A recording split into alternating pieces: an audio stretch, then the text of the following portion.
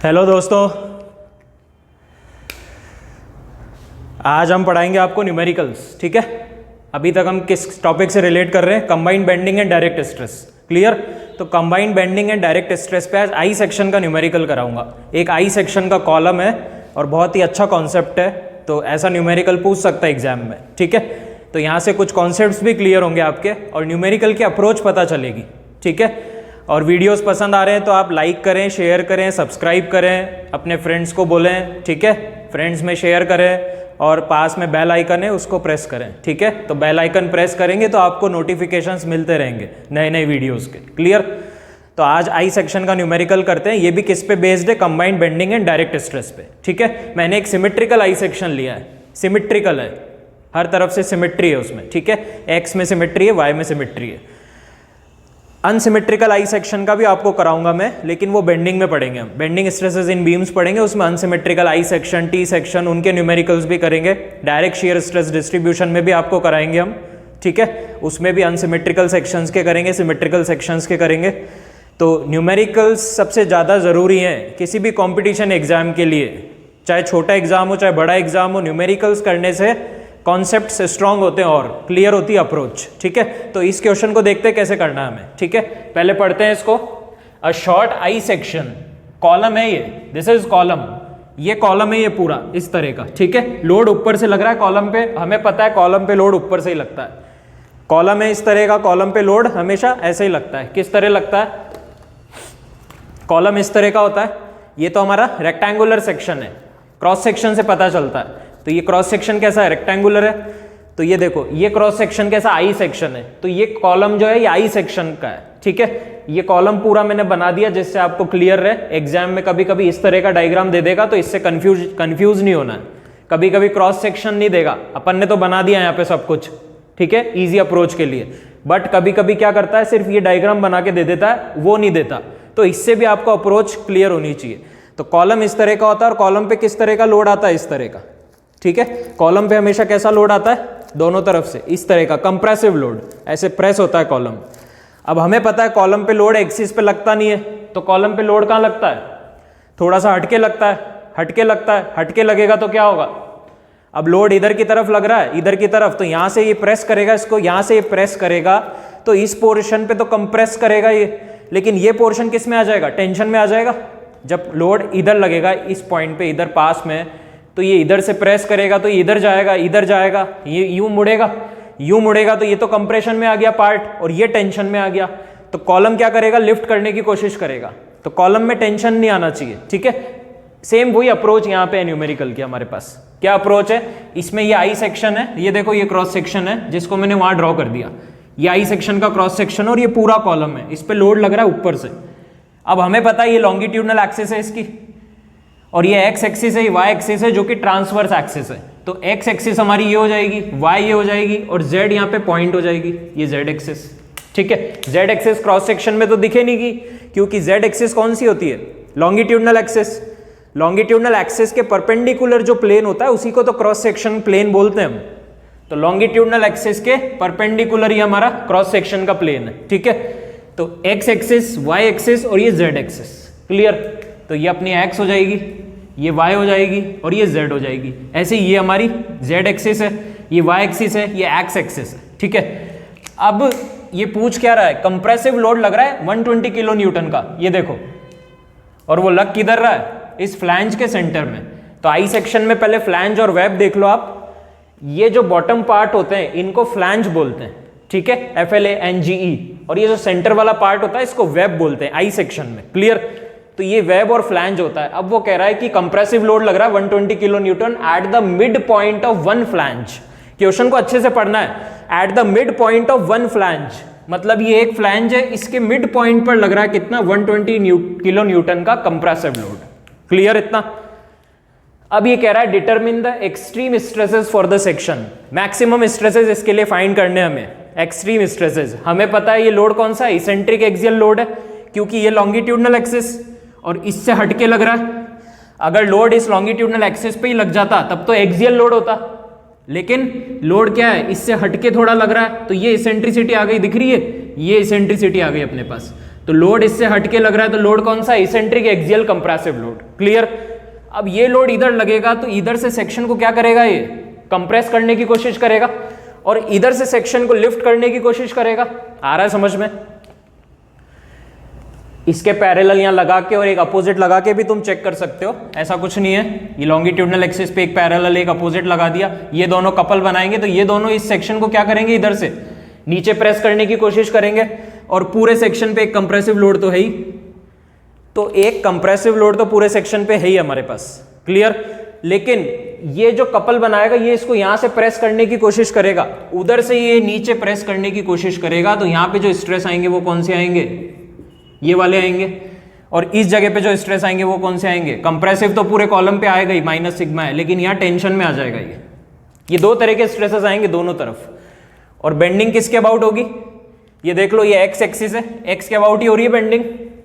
ये अपनी कौन सी एक्सिस है? एक्स। ये एक्स एक्सिस है, एक्स के अबाउट ही बेंड हो रहा है, देखो आगे पीछे हो रहा है, तो एक्स एक्सिस के आगे पीछे ही बेंड हो रहा है। क्लियर? ऐसे बेंड नहीं हो रहा है, ऐसे वाई के अबाउट नहीं हो रहा, एक्स के अबाउट बेंडिंग हो रही है। तो मोमेंट ऑफ इनर्शिया कौन सा लेंगे? आई एक्स एक्स लेंगे। ये प्रॉब्लम समझ में आया? यहां लग रहा है लोड, तो इसको ये क्या करेगा? कंप्रेस करने की कोशिश करेगा, तो यहाँ पे कंप्रेसिव बेंडिंग आएगा, और यहां से उठने की कोशिश करेगा, यहाँ टेंसाइल बेंडिंग आएगा, और एक कंप्रेसिव लोड पूरे कॉलम पे बच रहा है, ये तो बेंडिंग में चले गया, जो बेंडिंग स्ट्रेस लिख दिए, और एक कंप्रेसिव लोड पूरे कॉलम पे बच रहा है, तो दोनों तरफ क्या आएगा? एक्सियल स्ट्रेस आ जाएगा, जो कि कंप्रेसिव इन नेचर आएगा। ठीक है, तो हमारे पास ये दो स्ट्रेस आ गए, ये दो स्ट्रेस हमें फाइंड करने हैं। उसके लिए हमें क्या क्या चाहिए? तो हम सॉल्यूशन लिखते हैं इसका। कैसे करेंगे सॉल्यूशन? बहुत ही सिंपल है, हमें दो स्ट्रेस फाइंड करने हैं और दोनों तरफ करने हैं। तो क्या करेंगे सबसे पहले? बोलो। सबसे पहले हम क्या करेंगे? एक्सियल स्ट्रेस निकालेंगे, जो कि होता है load by area.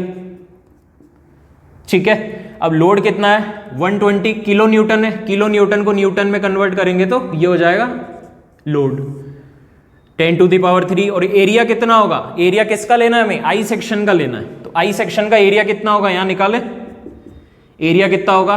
200 into 15, 200 into 15, और नीचे भी कितना है? ये भी 200 है, ये भी 15 है, तो इसको ट्वाइस कर दें।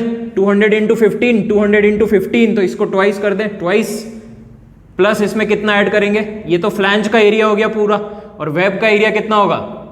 वेब में ये डिस्टेंस कितना है? ये टोटल 250 है, तो 250 में से ये माइनस करेंगे तो ये कितना बचेगा? 250 माइनस 15 प्लस 15 कितना होता? 30, तो ये कितना बचा? 220 mm बचा। 250 में से 30 माइनस किया तो 220 बचा। ये 220, ये 10, तो इसमें कितना ऐड करें अपन? 220 इंटू 10, तो इसका एरिया आ जाएगा आई सेक्शन का। वो एरिया लिख देते, कितना आ रहा है? सारी mm में है, एरिया आएगा 8200 mm²। क्लियर? तो यहां पे रख देंगे हम 8200 mm²। तो एक्सियल स्ट्रेस कितना आ गया यहां से हमारे पास? इसको सॉल्व करके लिख देते अपन। एक्सियल स्ट्रेस आ रहा है 14.63, ये न्यूटन पर mm²। न्यूमेरिकल्स में क्या करना है तुम्हें? हमेशा लिखते चलना है, यूनिट्स को साथ में लिखते चलो, तो जिससे तुम्हारा फाइनल यूनिट आएगा और तुम्हें याद भी रहेगा ये यूनिट है जो कि यहां पे लिखनी है हमें। ठीक है, तो ये तो आ गया हमारा, क्या आ गया?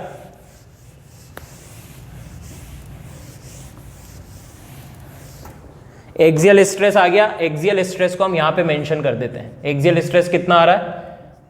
14.63 न्यूटन पर mm²। ये एक्सियल स्ट्रेस आ गया। ठीक है, बहुत ध्यान से न्यूमेरिकल्स को अप्रोच करना है हमें।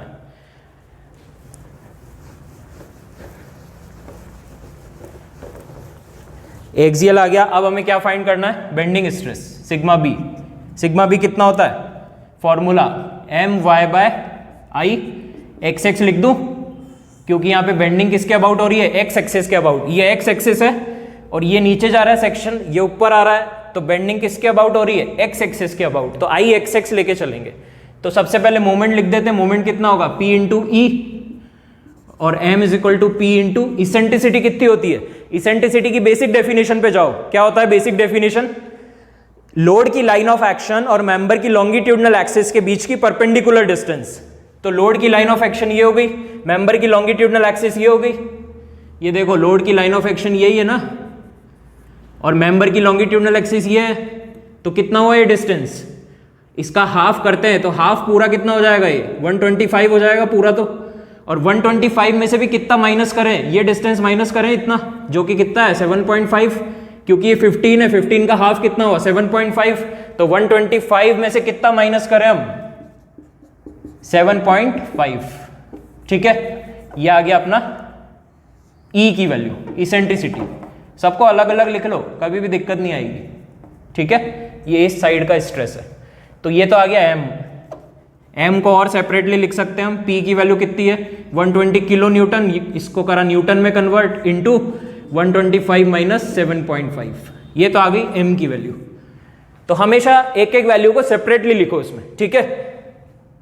अब Y कितना होगा, Y क्या होता है, लॉन्गिट्यूडनल एक्सिस से क्रिटिकल फाइबर, लॉन्गिट्यूडनल एक्सिस ये वाली Z, लॉन्गिट्यूडनल एक्सिस Z, इससे क्रिटिकल फाइबर कौन से हैं, टॉप और बॉटम, ये क्रिटिकल फाइबर्स हैं।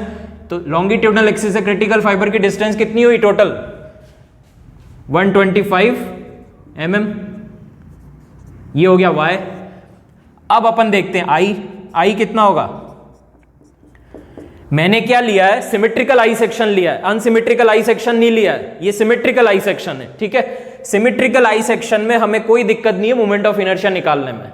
अगर ये अनसिमेट्रिकल होता तो हम पैरेलल एक्सिस थ्योरम यूज करके निकालते, लेकिन यहां पर ये सिमेट्री है, दोनों तरफ से सिमेट्री है पूरी आई सेक्शन, तो हम इसके अबाउट आई एक्स एक्स निकाल सकते हैं। तो हमें पता है कि इस पूरे रेक्टेंगल का मोमेंट ऑफ इनर्शिया कितना होता है, रेक्टेंगल का कितना होता है इस पूरे का, बताओ, BD³/12, वहीं पे निकालते हैं इसको।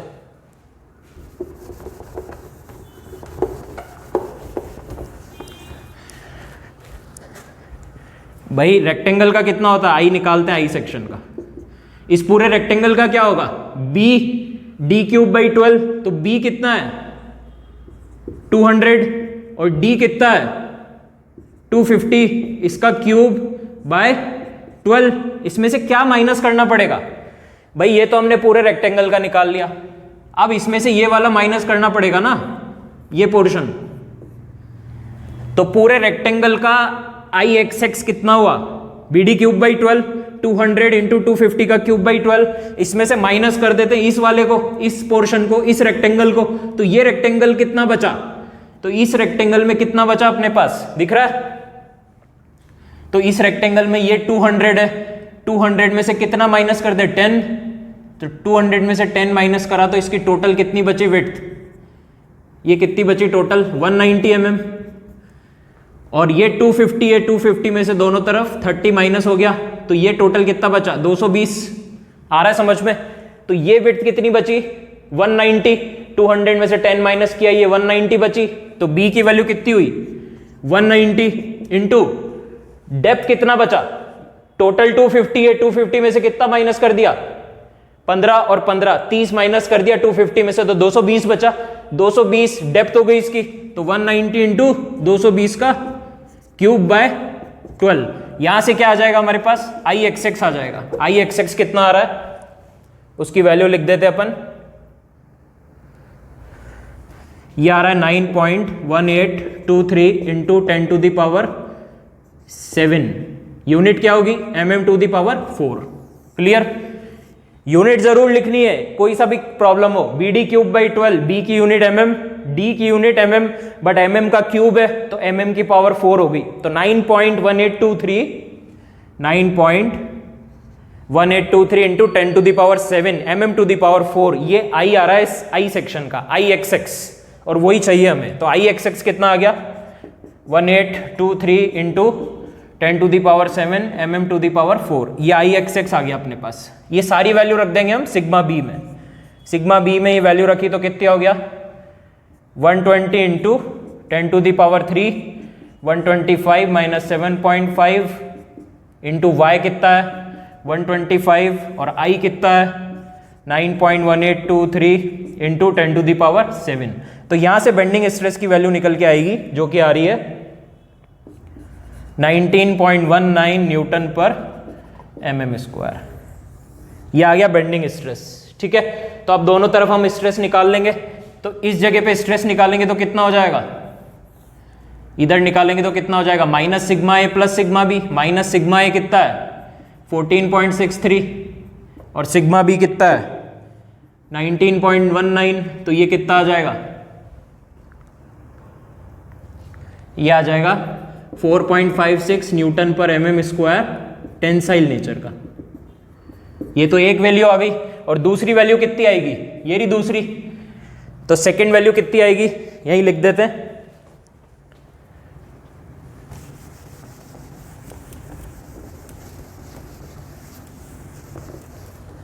सेकेंड वैल्यू आएगी अपनी माइनस सिग्मा ए माइनस सिग्मा बी। सिग्मा ए की वैल्यू कितनी है, सिग्मा ए कहाँ गया, सिग्मा ए निकाला था ना अपन ने, वो रहा 14.63 और सिग्मा बी कितना है 19.19, तो ये कितना आ जाएगा, नेगेटिव में आ जाएगा ये 33.82 न्यूटन पर mm स्क्वायर, जिसको क्या लिख सकते हैं हम, और इसको लिख सकते हैं 33.82 न्यूटन पर mm square compressive. Clear? Okay students, तो ये प्रॉब्लम थी। तो इस तरह का प्रॉब्लम दे सकते हैं, इसलिए मैंने ये अप्रोच तुम्हें कराई है। तुम्हें सिर्फ ये प्रॉब्लम बना के दे देगा और यहीं पे मेंशन कर देगा कि ये डिस्टेंस इतना है, ये डिस्टेंस इतना है। अपन ने तो क्रॉस सेक्शन लिख लिया, तो इसमें तुम्हें ध्यान से पता करना आई एक्स एक्स आई वाई वाई क्या लेके चलना है हमें। एग्जैक्ट चीजें तुम्हें आइडेंटिफाई करनी है ऐसी प्रॉब्लम्स में, ठीक है। और ये भी कंबाइंड बेंडिंग और डायरेक्ट स्ट्रेस से रिलेट करती है, और वो तुम्हें पहचानना आना चाहिए। उन्होंने तो ये दे दिया बना के, ये लोड लगा के दे दिया, अब उसने पूछ लिया एक्सट्रीम स्ट्रेस निकालो, अब तुम्हें पता ही नहीं है कि किससे रिलेट कर रहा है प्रॉब्लम, तो ये चीजें तुम्हें आइडेंटिफाई करनी आनी चाहिए, ठीक है। ओके स्टूडेंट्स, तो ये ईएस में भी आ सकता है, मेंस में, क्लियर, एसएससी जेईएन मेंस में भी आ सकता है, गेट में भी आ सकता है, ठीक है। Thank you so much students.